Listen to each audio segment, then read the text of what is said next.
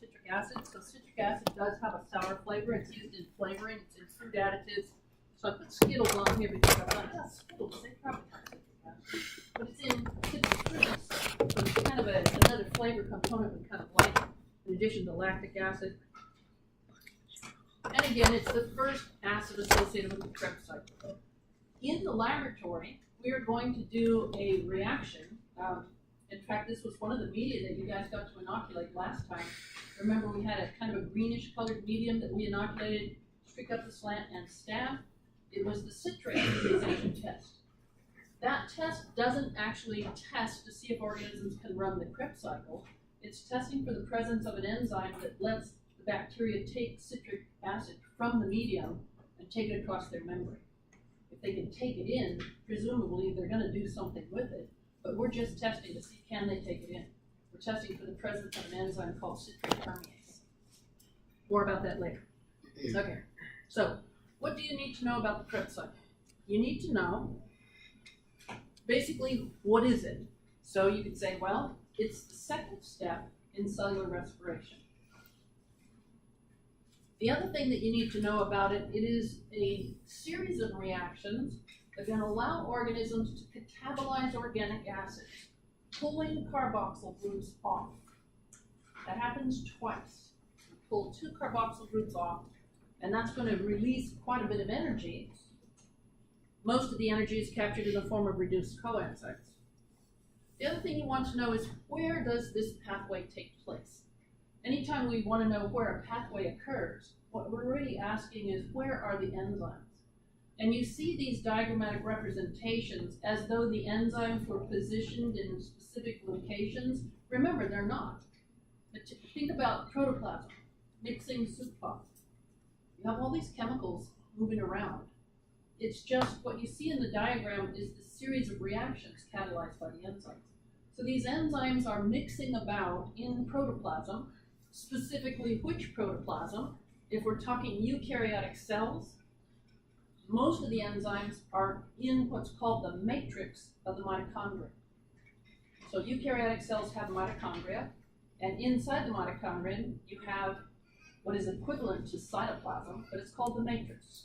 Most of the enzymes of the Krebs cycle are in there. There's an enzyme that's associated with the membrane itself, but for our purposes, we can just say they're in the matrix of the mitochondria. If you're looking at a you're looking at a prokaryotic cell. Do prokaryotic cells have mitochondria? No, why not? Well, because prokaryotic cells don't have any organelles. The other way to think about this is, remember where mitochondria came from? Prokaryotic cells were taken into the larger eukaryotic cell. So if you're looking at a mitochondrion, think of that as a prokaryotic cell. Therefore, what we would call the matrix of the mitochondrion is what of the prokaryotic cell? Cytoplasm. So matrix of the mitochondrion or cytoplasm of the prokaryotic cell. That's where these reactions take place. Again, most of them. There's an enzyme associated with the membrane. Okay, so the other question is what types of molecules are released? We're primarily interested in waste gas, which is CO2. Every time a carboxyl group is pulled off, comes off as a COOH, and then the hydrogen gets passed to NAD, and what is released is carbon dioxide. We breathe out carbon dioxide. Where does it come from? It comes from the catabolism of organic acids. Which organic acids? Pyruvate, isocitrate, alpha-ketoglutarate. Those 3 acids, that's where the carboxyl groups come from. We breathe out CO2, that's where it's coming from. Not exclusively, because we're going to see other kinds of things can be catabolized, but that's where a lot of it comes from. The other thing we want to know is what kind of energy transfers occur, and where is most of the energy stored? Every time a carboxyl group is pulled off, you're breaking a covalent bond. Energy is released. How is that energy captured? Well, as I mentioned, most of it is captured in the form of reduced coenzymes. So you pull off a carboxyl group, it's COOH. The H goes to NAD, and NAD is reduced to NADH plus H plus. That happens multiple times around the cycle. And at one point on the cycle, some of the energy is captured in the form of reduced FAD. FAD gets reduced FADH2. So that's where most of the energy is captured. There is a little bit of energy captured in the form of an ATP or GTP. They're equivalent. The only difference is whether the base is adenine or guanine.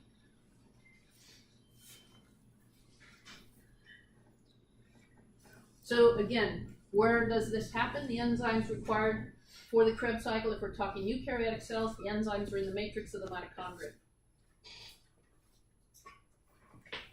If we're talking prokaryotic cell, it's cytoplasm, because that's all they've got. They don't have mitochondria. They are mitochondria. Well, your mitochondria used to be prokaryotic cells. Maybe they still are. I like to think mine are. Which then gives me a good reason not to try to kill my prokaryotic cells. Because some of them are mitochondria, and I really need those guys. Otherwise, I don't have any ATP, and I can't function. Now, we're to what's going on. We're going to allow organisms to break down decarboxylate organic acids. The first step between pyruvic acid and acetyl coenzyme A, technically that's not part of the Krebs cycle. That's where the first carboxyl group comes off. And then we get two more pulled off, one between isocitric acid and alpha-ketogluteric acid. This is a typo. I don't know why that's spelled that way. This should be isocitrate. That O should be an E. Well, anyway, between isocitrate and alpha-ketogluteric acid, isocitric is 6 carbon, alpha-ketogluteric is 5. So one carboxyl group comes off there. Every time you take off a carboxyl group, the hydrogen goes on to NAD, making it NADH plus H plus. So a hydrogen gets on and also 2 electrons. And then CO2 is left off as a waste gas. So that happens at that step, and then it happens again between alpha-ketogluteric acid and succinyl-CoA. So here's alpha-ketogluteric, 5 carbon. Here's succinyl-CoA. Again, carbon comes off. Hydrogen goes to NAD, gets reduced. Hydrogen and electrons. You guys with me? Maybe. If you've never seen this before, it's kind of disturbing. But it's not. I'm trying to make it not that difficult by not asking you to draw the Krebs cycle, nor do I expect you to know all the different acids around the Krebs cycle. It's just an introductory class. Okay, so every time we pull off a carboxyl group, between this 6 carbon acid and this 5 carbon acid, we pull off a carboxyl, we reduce NAD. Between this 5 carbon and this 4 carbon, we pull off a carboxyl, we reduce NAD. But there's still enough energy stored in those organic compounds to reduce another coenzyme here, FAD gets reduced to FADH2, and again, NAD gets reduced to NADH plus H plus up there. So this happens in multiple positions. So if I were to draw the Krebs cycle, and then I showed arrows coming off, kind of up in the upper right-hand side, you say what's happening up here, and I said we go to 6 carbon to 5 carbon, what happens, you should know, carboxyl group comes off. And every time that happens, a coenzyme gets reduced. And then the other 2 are just kind of floating over there on the left-hand side. Again, reducing FAD to FADH and NAD to NADH plus H plus. So in that diagram, is the CO2 coming off? Is that representing the carboxyl group coming off? Yes. That's what happened there. Yeah, because it always comes off as a carboxyl group. So this is just an abbreviated version where it's just shown as CO2. Because it comes off as a COOH, it's a carboxyl group. And then if you look at how that's diagrammed, it's COOH with a minus sign because it's got extra electron. 2 electrons, 1 hydrogen goes to NAD. That's why that other hydrogen is floating out there. Which technically they never do. But we're not going to get into hydronium atoms. Never mind. Okay, the other thing that happens in association with the Krebs cycle is we have enough energy stored up to convert either ADP or GDP into ATP or GTP. This is right here. Again, a way to think about this, anytime you see that coenzyme A stuck to something, that's a high energy compound. So succinyl coenzyme A has some energy stored. It can release the energy when you take the coenzyme off. That's breaking a covalent bond, and the energy is going to be used to phosphorylate GDP to produce GTP or ADP to produce ATP. If I were to ask you, that's a phosphorylation reaction. Do you think it's substrate level, oxidative, or photo? Oxidative. In the Krebs cycle. It's in the Krebs cycle, but it's not oxidative. Because oxidative phosphorylation involves ATP synthase, and that doesn't. The energy came from the substrate. We break the bond between the coenzyme and the succinyl. So it's substrate level phosphorylation.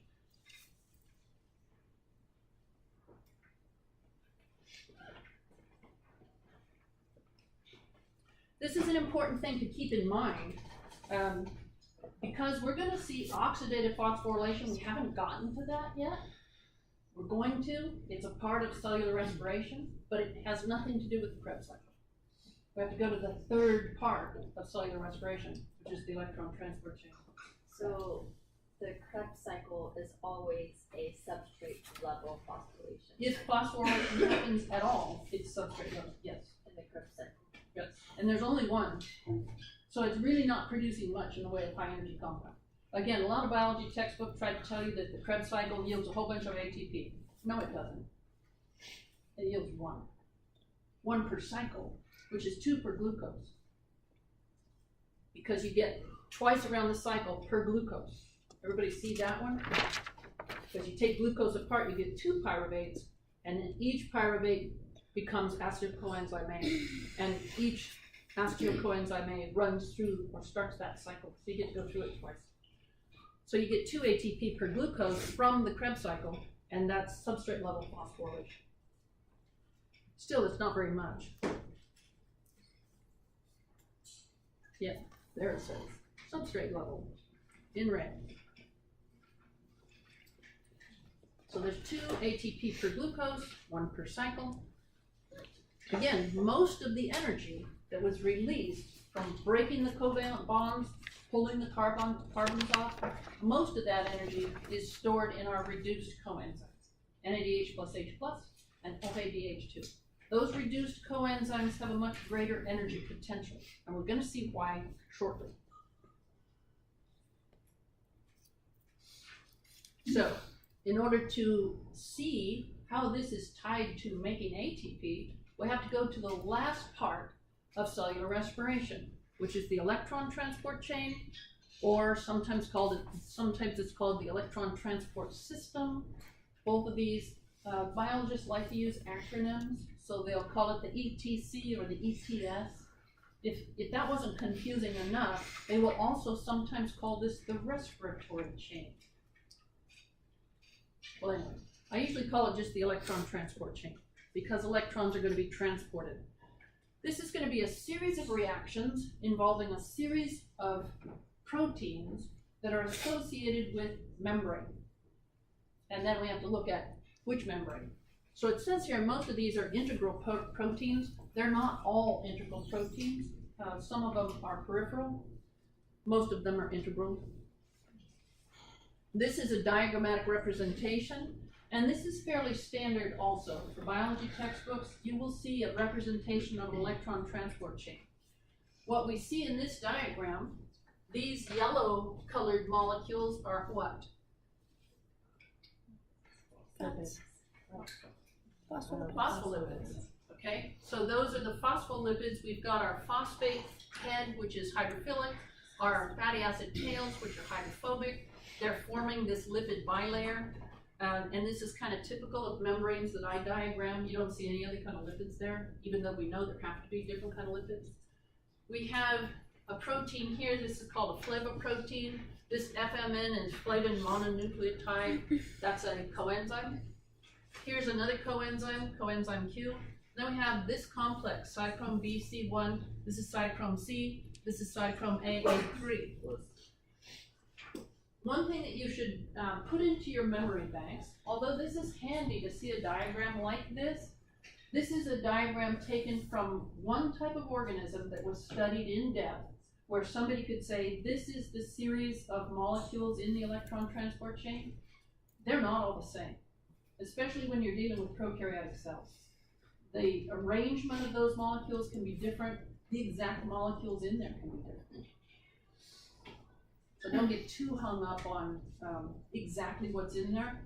The electron transport chain involves these molecules where you see the little dotted line. You see that light blue dotted line?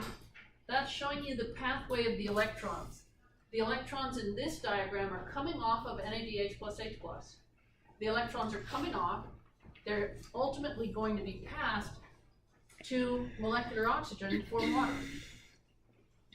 So it's just that dotted line. That's the electron transport chain or electron transport system.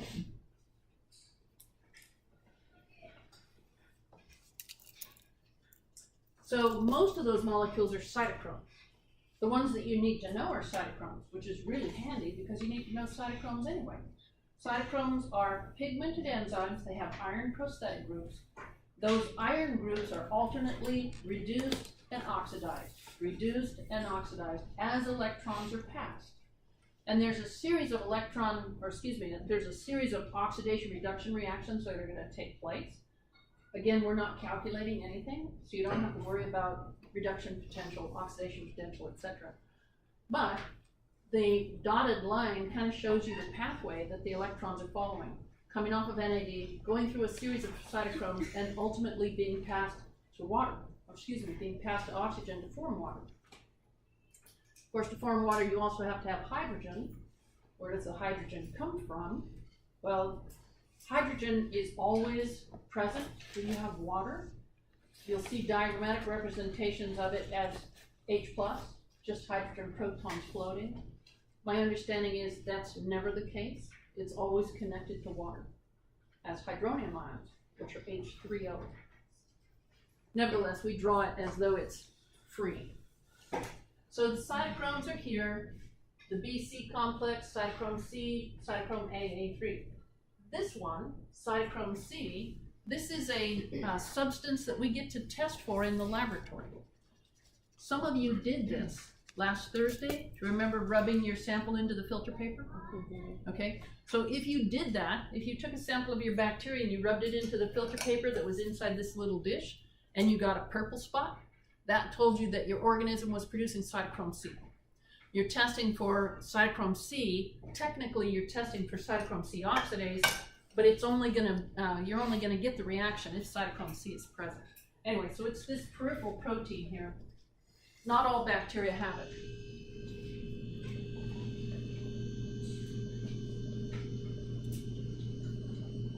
So the electrons are coming off of NAD in this diagram. The electron transport chain is also going to pull electrons away from FADH2. It's just not shown in this portion of the diagram. Both of those coenzymes get to pass electrons to the electron transport chain. As the electrons travel, they're going to basically provide the energy required to move hydrogen protons through the membrane. Exactly how they do this, I'm not 100% sure. I say they provide the energy. Well, what kind of energy is it? And then what comes to my mind is electrons traveling. If you have electrons traveling in a piece of wire, what kind of energy is it? It's electrical. Well, this isn't electrical energy, but you can imagine the flow of electrons, the movement of electrons is going to provide energy. It's actually oxidation reduction reactions. Anyway, as the electrons flow, the electrons are following the blue dotted line, the dashed line, coming off of our coenzyme going to oxygen. And as the electrons move, those integral proteins move hydrogen across the membrane. So they're moving hydrogen here, flavoprotein moves some, this cytochrome complex moves some, this cytochrome complex moves some, and you end up with a bunch of protons on one side of the membrane.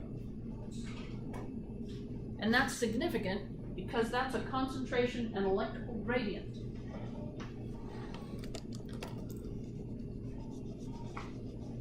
So those things are transporting protons across as the electrons flow. That concentration and electrical gradient has a name. It's called the proton motive force. Why do we call it that? Because it's the force that's going to move those protons back across the membrane. You can think about it as being like water behind a dam. That's force. In this case, it's not water, it's hydrogen protons. But they're trapped on one side of the membrane. Anytime you have a concentration gradient like that, and it actually is a concentration and electrical gradient, those protons want to move. And if they're allowed to go back, they will. And they can go back here. They go back through this enzyme. This enzyme is not part of the electron transport chain. It is a gate, in a sense, to allow the protons to flow back. As the protons flow through here, they're going to provide the energy to convert ADP plus phosphate into ATP. So this is ATP synthase. You have to have ATP synthase for oxidative phosphorylation. So that step right there, where we're making ATP, that's oxidative phosphorylation. You have to have ATP synthase to do it. I should mention, because the protons come back across that membrane, and the protons are going to join with the electrons to make water over here, we're going to form water. This is sometimes referred to as chemiosmosis. I don't like the term, because we learned what osmosis is. It's the movement of water across a membrane. This isn't the movement of water, this is the creation of water.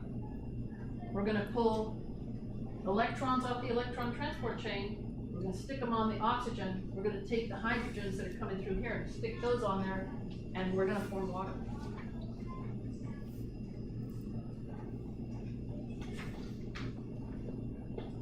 Okay, so you need to know what ATP synthase is.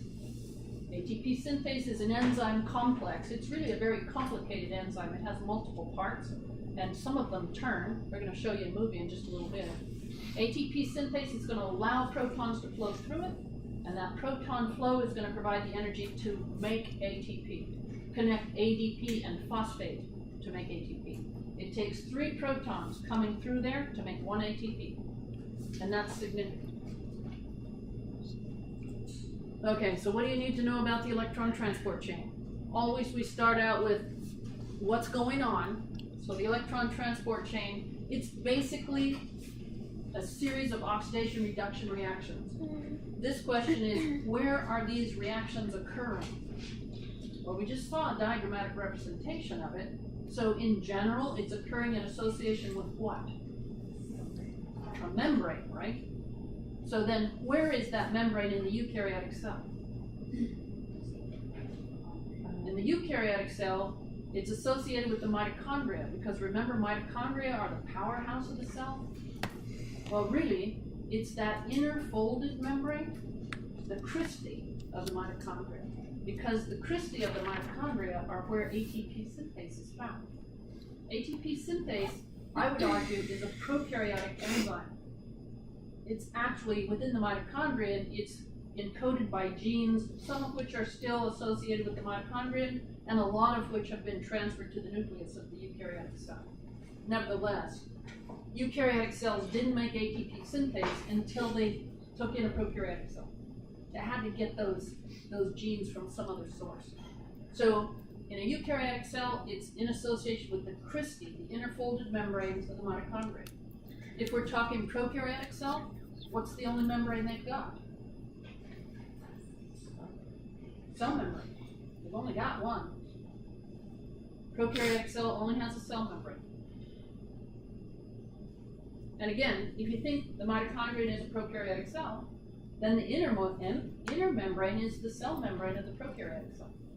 It has the 60-40 protein to lipid ratio. It has ATP synthase. It has no cholesterol. or no steroid type lipids. Not necessarily cholesterol, but anyway. So the next question is, what are the main features of the electron transport chain or electron transport system in terms of function? In other words, what's going on? Main features, it's allowing electrons to leave coenzymes and be passed to a final electron acceptor. We're talking respiration. Remember that if an organism is respiratory, the final electron acceptor is inorganic, and it comes in from outside. In this case, it's oxygen. It diffuses into the cell, and then if it's a eukaryotic cell, diffuses into the mitochondria. So we're allowing oxygen to be our final electron acceptor. Why do we have to have an electron acceptor? Well, why did we have to have an electron acceptor for fermentation? Now it can get oxidized. Well, so that the cycle can continue is too vague. To oxidize now. You have to oxidize your coenzymes. You have to be able to oxidize the coenzymes, because the coenzymes can only do their job when they're in the oxidized state. So you have to get the electrons off those coenzymes. In other words, convert NAD plus NADH plus H plus and FADH2, convert them back to NAD and FAD. Put them back in the oxidized state. So that's one primary function. In association with that, we're going to move the electrons down the electron transport chain. We're going to move protons across the membrane, generate a proton motive force. The protons come back through ATP synthase, and we make ATP. So, major function, making ATP. The other thing that happens, which is kind of interesting, is the cell gets to convert a potentially toxic compound, oxygen, into an innocuous substance, water. I'm going to go over all these again. And then what are the enzymes involved? Again, the only enzymes you need to worry about are the cytochromes, which are pigmented enzymes with iron prosthetic groups, and there's a bunch of different ones. And you need to know ATP synthase.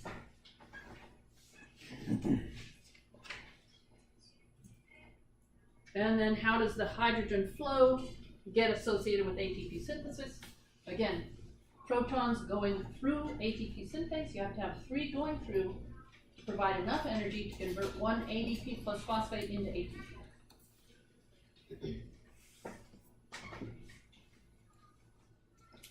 So, this is showing us a diagrammatic representation of the mitochondrion. The proteins that are associated with the electron transport chain or electron transport system are associated with the inner folded membrane. The inner membrane, in this case, is yellow. The outer membrane of the mitochondrion is orange. This is eukaryotic. The one that's yellow is prokaryotic. That prokaryotic membrane has the electron transport system and ATP synthase.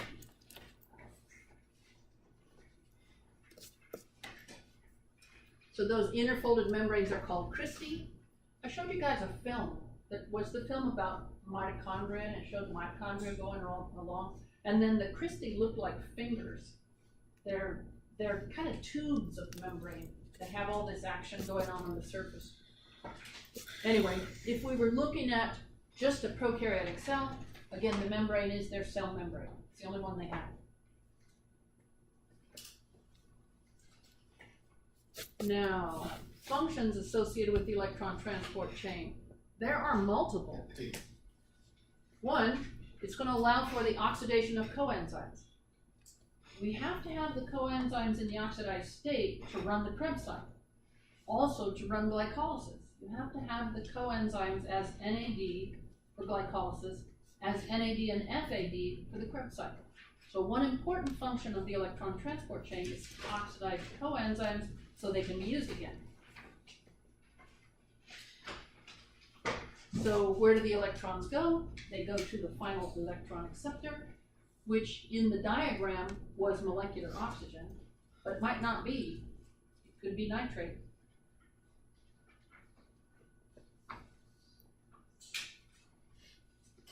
The other thing that happens, if the organisms are using oxygen as a final electron acceptor, they get to convert oxygen to water.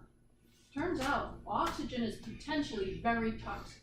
It's a very toxic substance because it can pull electrons away from other molecules. So how do you get rid of it? We just convert it to water. Water is not an obnoxious substance at all.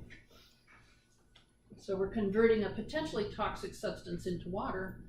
It turns out that for some organisms, this is really critical. Organisms that produce metabolic water, this is how they do it. And so if you think about organisms that live in desert type environments, kangaroo rats, lichens, lizards. Have you ever been in Death Valley in August? There's very little, actually there's almost no water in many parts of the park. But you'll see these organisms. You see kangaroo rats bouncing all around. You see lizards out there doing their thing. Where do they get their water? Well, most of it they make metabolic water, and they make it running the electron transport. They also have really highly adapted excretory systems, so they don't lose very much water. Lichens, I mentioned lichens. Remember I said that lichen is a combination of fungus and either algae or cyanobacteria, and one of the functions of the fungus is to produce metabolic water. This is how they do it.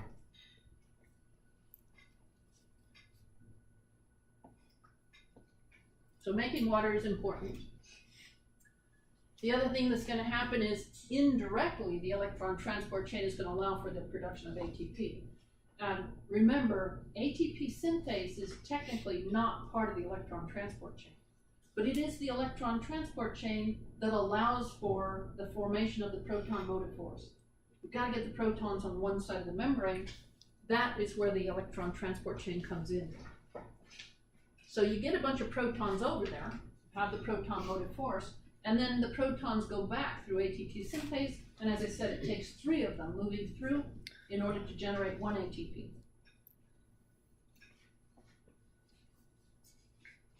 This is a diagrammatic representation of ATP synthase.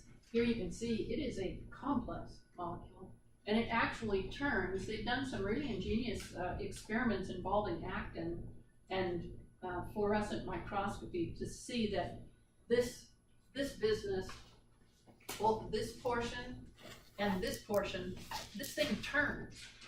It's constantly turning. The protons coming through here, again, it takes 3 protons coming through to convert 1 ADP plus phosphate into ATP. And they wouldn't come through there if you didn't have a concentration of them on one side of the membrane to begin with. Because this is a passive flow. And a passive flow is going to only happen when you have a concentration and electrical gradient.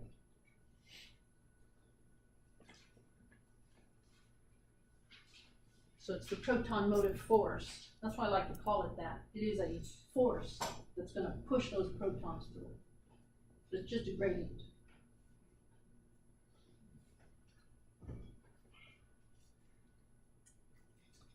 The enzymes that you need to know, mostly cytochromes. Cytochromes are the ones actually associated with the electron transport chain. At the end, there's cytochrome oxidase, but just remember the cytochromes, that's fine. And then the other enzyme you need to know is ATP synthase. Technically not part of the electron transport chain. It's nearby. It's going to take advantage of that proton motive force, and it's going to be where ATP gets made.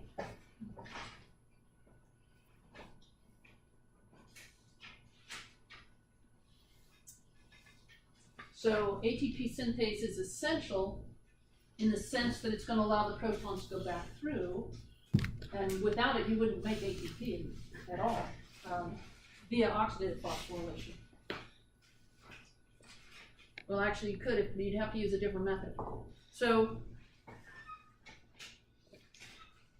this is a little short movie.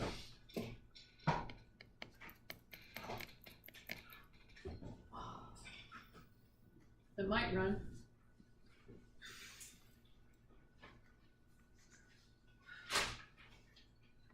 Like any enzyme, ATP synthase can work in either direction.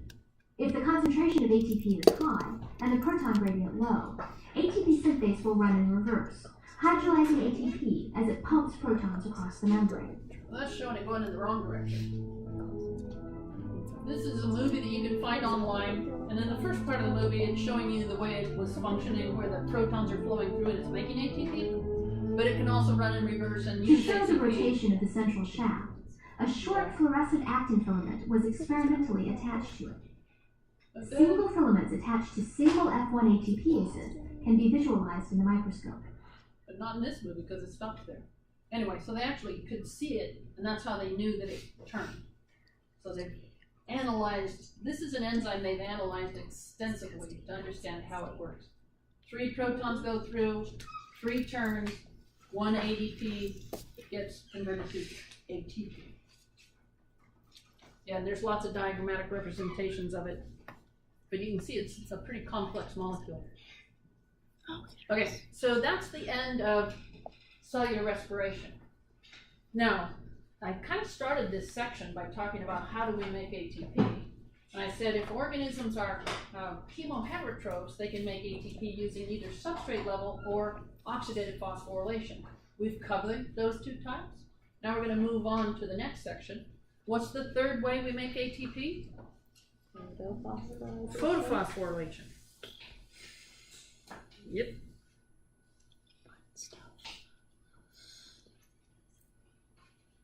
We may or may not get through this. So we'll give it a shot. Maybe.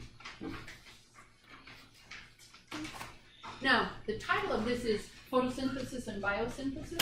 I'll explain where photosynthesis comes into play here, because photosynthesis is more than just photophosphorylation.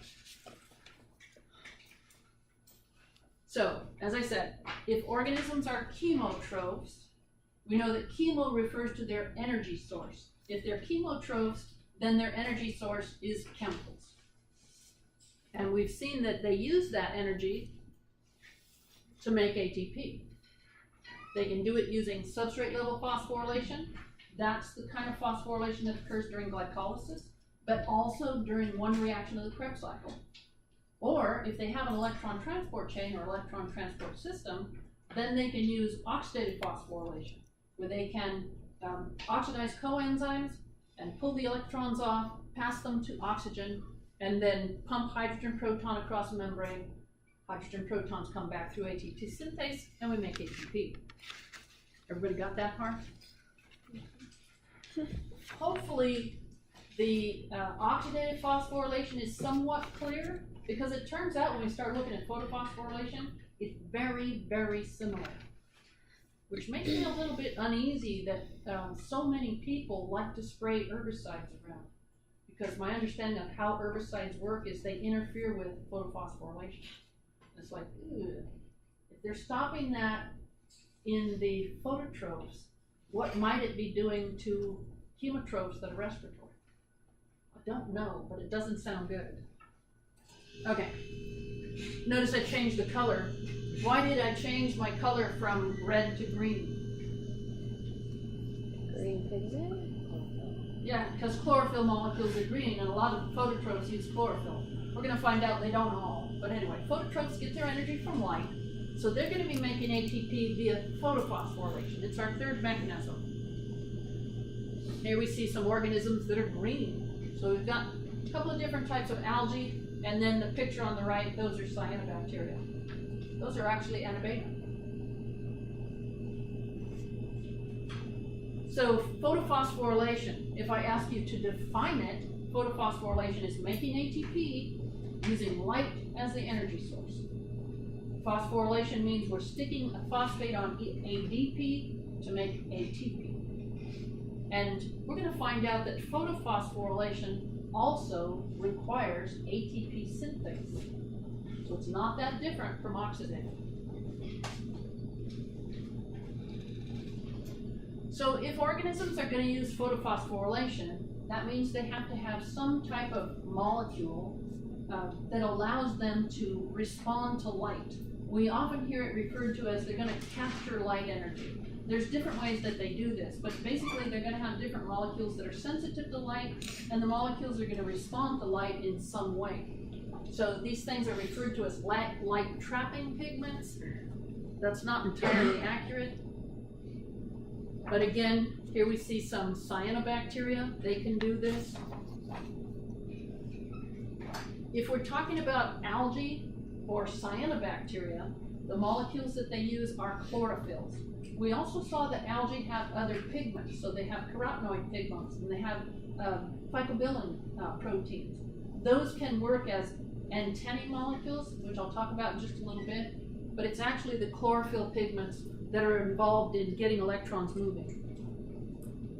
So here we see again algae and cyanobacteria. Another group of organisms that are phototrophs are the anoxygenic phototrophic bacteria. So these are bacteria that are not cyanobacteria, and they use a different set of pigments. If you look at the chlorophyll molecules, there's 3 different types. There's chlorophyll A, B, and C. If you look at bacterial chlorophylls, there's A, B, C, D, and E at least. There may be more than that. Chlorophyll molecules are typically green. Bacterial chlorophylls, not necessarily. Some of the anoxygenic phototrophic bacteria are not green. They're kind of purpley pink looking. They have really different colors. And I've seen, for that matter, even cyanobacteria are not necessarily green. I've seen cyanobacteria that are kind of orange. Now, do you remember Halobacterium, the archaea that produced Bacteriorhodopsin? Hopefully, because I keep bringing this up. Bacteriorhodopsin. Similar to rhodopsin that's found in the human retina, but not the same. Bacteriorhodopsin is sometimes referred to as being red or purple colored. In the water here it looks kind of pinkish. In the colonies it looks kind of pink-purple. This is the light trapping pigment of the archaea, Halobacterium, and it responds to light rather differently. Okay, so algae and cyanobacteria have chlorophylls. The anoxygenic phototrophic bacteria have bacterial chlorophylls, and Halobacterium, which is a type of archaea, has Bacteriorhodopsin. These are the different types of light trapping or light responding pigments that you need to know. Again, the other thing you need to know about photophosphorylation is it's like oxidative phosphorylation. You have to have a proton motive force, which means you're going to have an accumulation of protons on one side of a membrane, and you have to have ATP synthase. The protons are going to come back through ATP synthase, and that's where ATP is going to be made. So it's rather similar to oxidative phosphorylation. This is showing a very simplified version. In this case, you have a membrane. You have protons being moved across the membrane, so that you have your proton motive force, an accumulation of protons. They come back through ATP synthase. ADP plus phosphate is converted to ATP. This little portion of the membrane, or this little diagram, says that that is going to involve an electron transport chain to get the hydrogen across. Is that always the case? Do you remember what Bacteriorhodopsin does? It's not associated with an electron transport chain. It just moves protons across the membrane. It changes configuration. You put light on it, and it moves protons all by itself. So you don't necessarily have to have an electron transport chain. Okay, so Bacteriorhodopsin. It responds to light by changing its conformation, and in the process, moves protons across the membrane. Again, this is going to be cell membrane, because we're talking prokaryotic cell. The archaea only have their cell membrane. The protons are going to be moved to the outside. So here you see a diagrammatic version. Bacteriorhodopsin. It's an integral protein. It's moving protons through that membrane. You can consider it to be a proton pump that's activated by light. It doesn't have anything to do with electron transport. It's just moving the protons. Once you get the protons on one side of the membrane, and they're basically in the periplasmic space, so they're outside the cell membrane, they want to come back down their concentration gradient, down their electrical gradient. They can come back through ATP synthase, and ATP is made. So this is showing you, again, this is just Bacteriorhodopsin all by itself, responding to light by pumping hydrogen, and then the hydrogens come back through ATP synthase. ADP plus phosphate is made into ATP. This is showing the movement of the protons back into the cytoplasm through ATP synthase. All these black things are ATP synthase, and then these are the Bacteriorhodopsins, and they're pumping the protons out into the periplasmic space.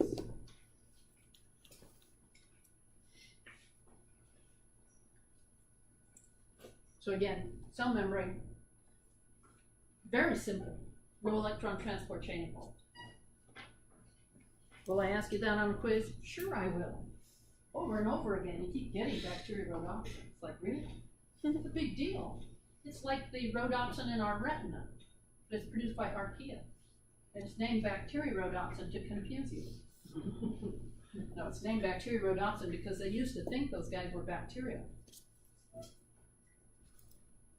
They're not. They're archaea. Anyway.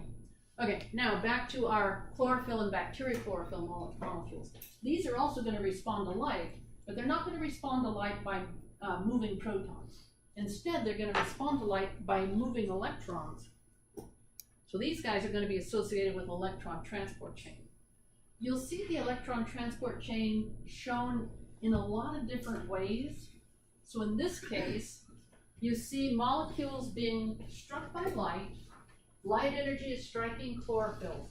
The chlorophylls are actually going to give up electrons, and then they go down this electron transport chain. This is a series of cyclones. And at the end, if the electrons go to a coenzyme, NAD, reducing it to NAD, the coenzyme is NADP. This is like NAD, nicotinamide adenine dinucleotide, but it has a phosphate on it. And it is going to be reduced to NADPH plus H plus. In association with this electron transport chain, notice this arrow says ATP is made. But anytime you have an electron transport chain, all you're doing is moving electrons down a series of molecules. Hydrogen is pumped across the membrane. You get the proton motive force. Hydrogen coming back through ATP synthase has to happen to make this ATP. So this diagram is oversimplistic. All it's showing you is that chlorophyll molecules and bacterial chlorophyll molecules respond to light. It says they respond by releasing electrons. Sometimes they do. Sometimes the electrons just get redistributed. They get moved around. Still, if you're going to do photophosphorylation, you have to have a proton motive force generated, and you have to have ATP synthase. So it's very similar to oxidative phosphorylation, which also require those. Notice how similar it is, yeah. So this is kind of review. Same, gotta have the proton motive force. It's just going to be generated in a slightly different manner. When we're talking oxidative phosphorylation, what gets the electrons moving is pulling them off of the coenzymes, NAD and FAD. NAD, actually NADH plus H plus and FADH2. We pull the electrons off of those and pass them to a final electron acceptor. Here, in order to get the electrons moving, light is involved. That's the only difference. Otherwise, you still have a cytochrome chain, electron transport chain. You still have generation of a proton motive force. You still have hydrogen protons coming through ATP synthase. So the only difference between the two processes is what gets the electrons moving in the first place. So, light. Light is kind of interesting. If you take physics, you find out light has wave form, but light also has particle form. It behaves very strangely. So we're interested in the particles or packets of light energy. These are called photons. This is why we talk about photophosphorylation. So photons are these packets of light energy. This is a kind of interesting diagram trying to make light look like particles. So it does have particle form. When photons strike pigment molecules, it causes electrons either to be redistributed within the molecules or to be passed to other molecules. So we're going to be talking about what are called antenna arrays.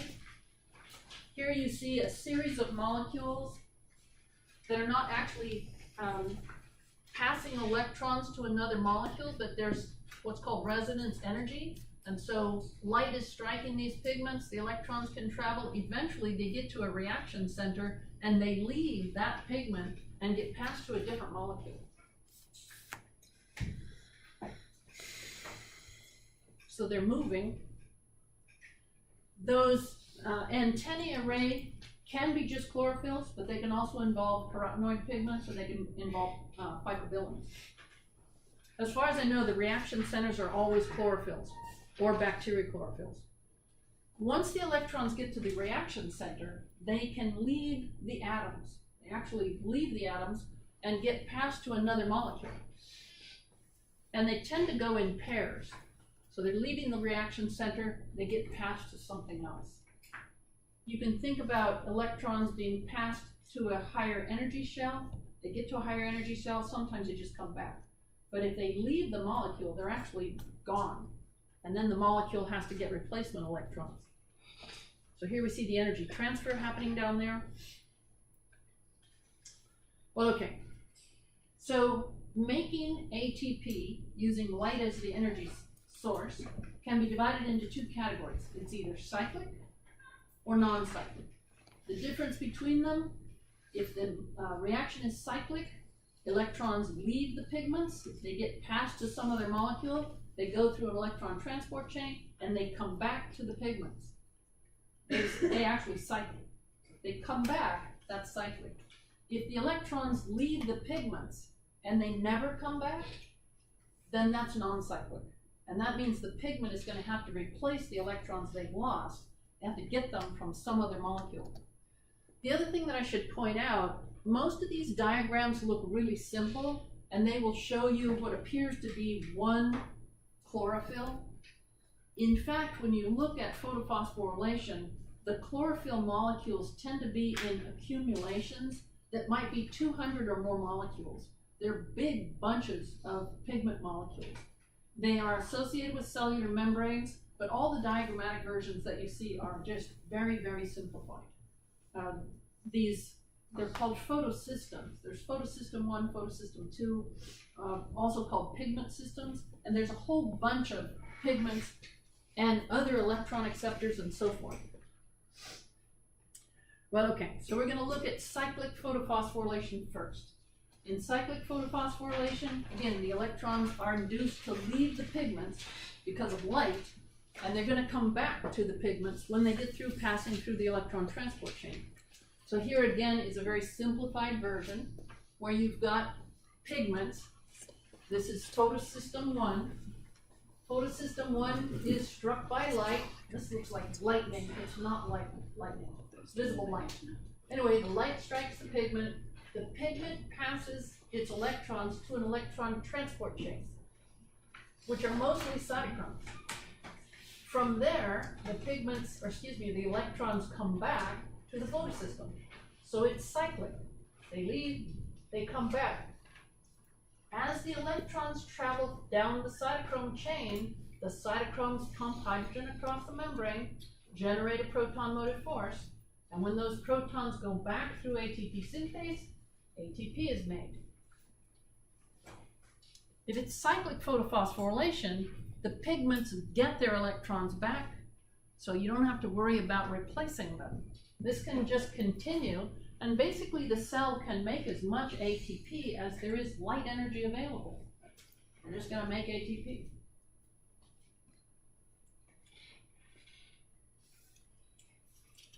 If we're looking at non-cyclic photophosphorylation, then the electrons that are activated in the pigments are actually going to leave the pigments, and they're not going to come back. So again, a rather simplistic diagram, but here we see light striking the pigment. The light causes the electrons to leave. They go through an electron transport chain, and at the end of that chain, they get transferred to the coenzyme, NADP. So they don't come back. They're just going to reduce the coenzyme NADP to NADPH plus H+. Well, now we have a problem because the chlorophyll has to get electrons from some other source. In this particular diagram, the chlorophyll is going to pull electrons away from water. And if you take 2 electrons and 2 hydrogen protons off of a water molecule, the electrons are going up here, the protons are just scattered over here. What you get is oxygen. That's splitting water, which cyanobacteria can do and algae can do, and this is why we say they are oxygenic.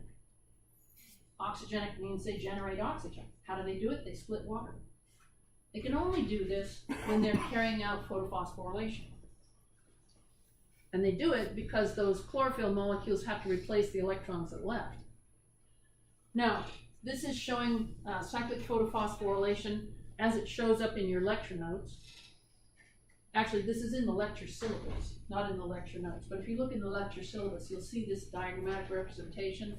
This is showing the pigment system a little more accurately. So instead of seeing one pigment molecule, you see a bunch of pigments out here. These are the antenna array. This is still an oversimplification. These pigment systems are huge accumulations of pigments. So light is striking the pigments. The pigments are giving up electrons. If the electrons follow this dotted line, they go to an electron acceptor, they come through the electron transport chain, which is mostly cytochrome, and they come back to the pigment. So the dotted line is cyclic. The solid line, not so much. The solid line is showing non-cyclic, and the electrons are going off to NADP. This is non-cyclic photophosphorylation. Again, this is the diagram you see in the lecture syllabus. And this is the type of reaction that is being carried out by algae and cyanobacteria, the organisms that are oxygenic. So we see two pigment systems, pigment system 1 and pigment system 2. This is 1, this is 2. These are sometimes called photosystems, pigment systems or photosystems. Light is striking both at the same time. Light strikes photosystem 1, the electrons go to an acceptor. If they follow the dotted line, they just come back. But since we're saying we're looking at non-cyclic, that's the solid line, the electrons that leave this pigment system go to our coenzyme. They end up over here. Since they don't come back, these pigments need to pick up electrons. Well, they can get electrons that are coming through the cytochrome chain here.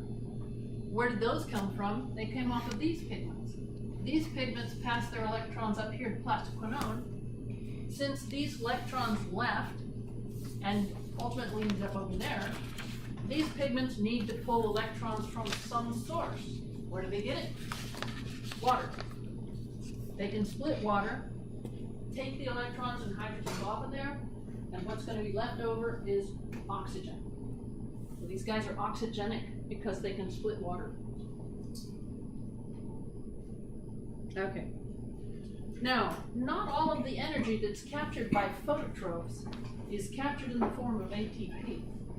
When you start talking about photophosphorylation, you may have noticed there was something else going on there. We were capturing energy in the form of reduced coenzyme, NADPH plus H+. Again, a reduced coenzyme has a higher energy potential than an oxidized one. So anytime you send electrons over here and let NADP pick them up, you form a reduced coenzyme. This is a higher energy compound. So that's some energy capture. It's not phosphorylation. Phosphorylation, remember, is transfer of phosphate. This is just reduction. We just reduced a coenzyme. Okay, now for a moment we're going to talk about the anoxygenic phototrophs. Actually, for about 2 minutes. The anoxygenic phototrophs. What do we know about them? Well, we don't do anything much with them, but we have them in a box back there in the corner. So they live in that plexiglass box at the back of the room. And I periodically put water in there so they don't dry up. The anoxygenic phototrophic organisms. There are quite a number of these guys. We say they're anoxygenic because they cannot produce oxygen. Still, they're phototrophs. They still do photophosphorylation.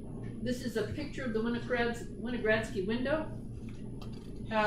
Here's some specific examples. These are organisms called chlorobium. Chlorobium are also categorized as purple sulfur bacteria. So these organisms are actually purpley pink colored. You can see them on the surface of water there. Another one is chlorobium. These are green sulfur bacteria. The reason they're called sulfur bacteria is because they will actually generate elemental sulfur inside their cells, which becomes visible if you look at them with a light microscope. Anyway, anoxygenic because they don't produce oxygen.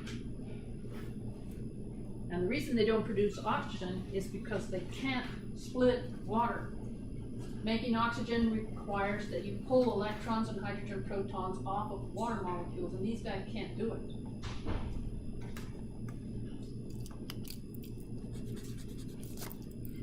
I think I'll have to stop. So, next week, quiz is take-home quiz, because you have a lab exam, but don't not study. Also, there's a homework assignment in the lecture syllabus. It's a homework assignment having to do with fermentation and cellular respiration. I don't think it has questions about photophosphorylation. Photophosphorylation is really foreign, especially if you've seen cellular respiration before, because humans do it, so you may have seen this in association with physiology. But humans don't have chlorophyll or bacterial chlorophyll or bacterial rhodopsin. We don't do photophosphorylation, so this is pretty foreign stuff. Just remember, it's a lot like oxidative phosphorylation. Anyway, we'll finish this up next time. Yes. So take home quiz, no due date? Oh no. Oh, Well, it's let's go with no due date. no, because then people won't do it forever. It has to be turned in before lecture exam 2. Before lecture. That gives you a lot of time, because lecture exam 2 is not done until we finish all the DNA stuff. Okay, that's fair. Yeah. You said that was your DNA, RNA, protein synthesis homework? No, the cellular respiration homework. It's fermentation, cellular respiration. Yeah, we haven't done the DNA yet. I'll be doing that homework. That's way out there. That one will have a due date that's nebulous also. Everything does. So take home quiz not till the lecture exam. You should do it before that. I will do it before, I'm gonna make sure. I'm just not gonna do it before the lab Because, exam. so I think we mentioned this earlier, you want to do it in a timely manner so it relates to what we're covering in lecture in order to get the most benefit from it. Okay? The homework the same way. Don't put it off until the end of the semester. It's like you're gonna look at it and go, what is this? I don't remember this at all. That's very bad.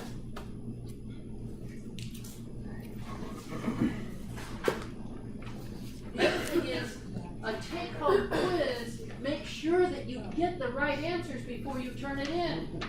Sometimes people turn them in and they've got 2 or 3 blanks. It's like, what? Don't do that. Is it a lecture? Yeah, Yeah, it's a lecture quiz. it's for, so next week instead of having questions, just kidding. And the homeworks are not extra credit, the homeworks are required. Like that crazy fungus homework. Oh, yeah, that was crazy. That's nonsense. Okay. You're taking a break. Want to discuss?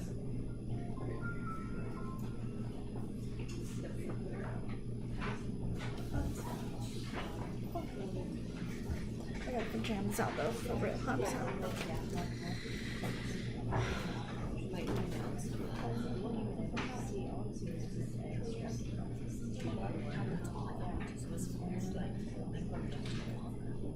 Hey guys, you guys get the ecological picture for Matic Keeper?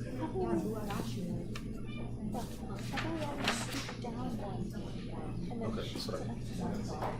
Same thing, okay. This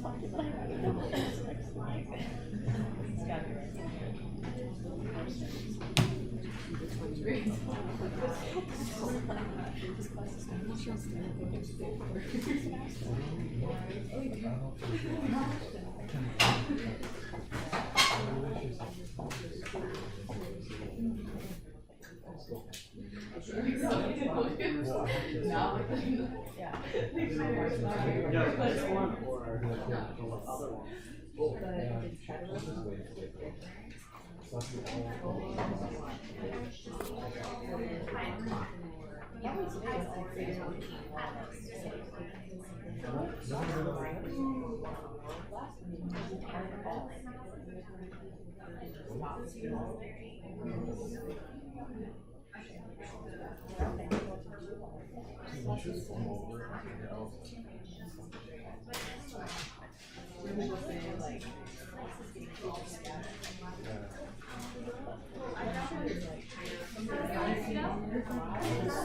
That's